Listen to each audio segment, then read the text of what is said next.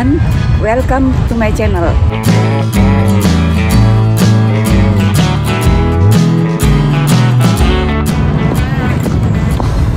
Ini saya sedang berjalan di Taman Oosterpark di kota Amsterdam di Belanda. Di belakang saya ini adalah patung yang melambangkan anti perbudakan. Tapi di video ini bukan patung ini yang ingin saya bicarakan. Bukan tentang patung ini. Patung ini hanya saya lewati untuk menuju ke suatu tempat yang jaraknya masih sekitar 500 meter lagi dari patung ini. Patung ini menunjukkan Belanda tidak mengingkari sejarah kelamnya yang pernah memberlakukan perbudakan pada abad lampau ketika masih punya kekuasaan di berbagai tanah koloninya, bukan saja di Kepulauan Nusantara atau Indonesia, tapi dahulu tanah koloni Belanda juga meliputi Suriname di Amerika Selatan, Brasilia, Pulau Desima di Jepang, Sri Lanka, Dutch Gold Coast atau Pantai Emas Belanda di Ghana, di Afrika Barat, dan di Afrika Selatan.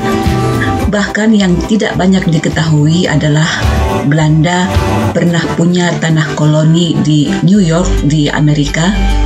Ini juga pernah menjadi daerah kekuasaan Belanda.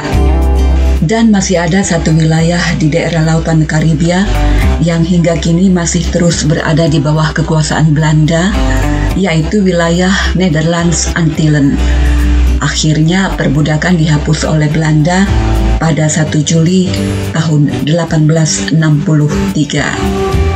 Nah, dari patung ini saya akan melanjutkan langkah menuju Tropenmuseum. Di museum ini terlihat bagaimana awal mulanya hingga banyak orang Jawa turun-temurun selama lebih dari 1 abad mereka tinggal di Amerika Selatan sampai sekarang. Banyak dari keturunan mereka yang menyebar dan menetap di Belanda hingga kini. Dan hebatnya, tidak sedikit dari keturunan mereka yang masih bisa berbahasa Jawa, meskipun banyak di antara mereka yang tidak pernah menginjakkan kaki di tanah Jawa. Setelah melanjutkan langkah, akhirnya saya tiba di Tropenmuseum. Tropenmuseum di Amsterdam ini didirikan tahun 1864, usianya 158 tahun. Nah, ini saya sudah berada di dalam museum. Terlihat interiornya yang masih antik.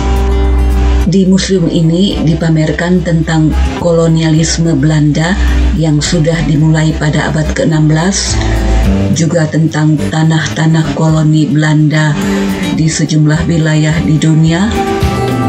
Di antaranya juga dikisahkan tentang kedatangan Belanda ke Kepulauan Nusantara untuk mencari rempah-rempah, sampai akhirnya Belanda membangun benteng dan akhirnya mencengkeramkan pijakannya di Indonesia selama 3,5 abad. Untuk memaksimalkan keuntungan yang diperas dari tanah koloninya, Belanda mengeksploitasi penduduk pribumi sebagai tenaga kerja.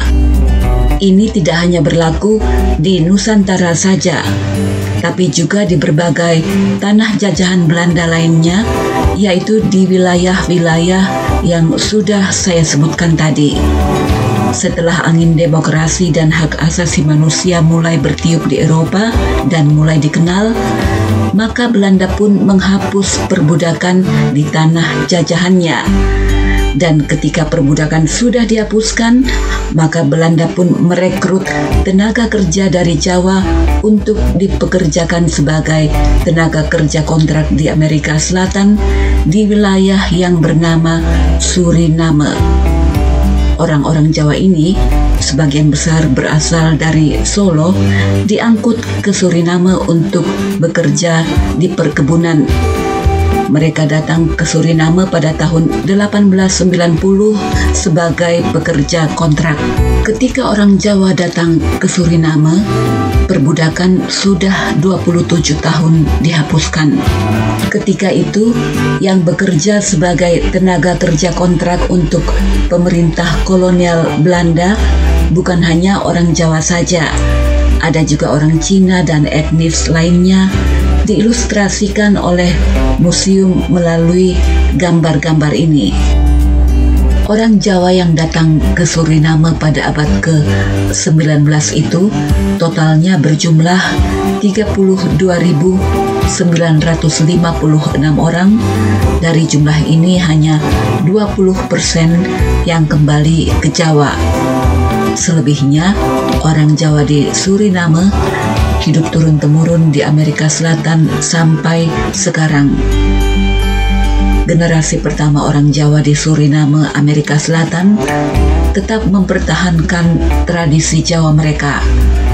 Mereka tetap berbahasa Jawa, mempertahankan tradisi wayang, gamelan, juga tetap mengadakan selamatan untuk hari-hari istimewa. Tradisi ini diteruskan ke anak cucu mereka, dan tradisi Jawa ini tetap mereka pertahankan sampai sekarang. Itu sebabnya penyanyi Jawa Didi Kempot sangat digemari di Suriname. Dan ketika Suriname sudah merdeka dan terlepas dari Belanda, banyak orang Jawa di Suriname yang pindah ke Belanda. Mereka tinggal dan beranak cucu di Belanda. Banyak juga keturunan Jawa Suriname yang menikah dengan orang Belanda, menurunkan anak-anak blasteran. Di antaranya atlet renang dunia dari Belanda keturunan Jawa Suriname bernama Ranomi Kromowijoyo, pemecah beberapa rekor dunia. Bagi orang Jawa Suriname, tidak sulit menyesuaikan diri untuk hidup di Belanda. Ini karena Suriname sebelumnya adalah tanah koloni Belanda, sehingga bahasa Belanda menjadi bahasa sehari-hari di Suriname sampai sekarang selain bahasa lokal. Itu sebabnya banyak orang Jawa Suriname yang fasih berbahasa Belanda selain bahasa Jawa yang diwariskan oleh orang tua mereka. Terima kasih sudah nonton video ini. Sampai jumpa di video selanjutnya.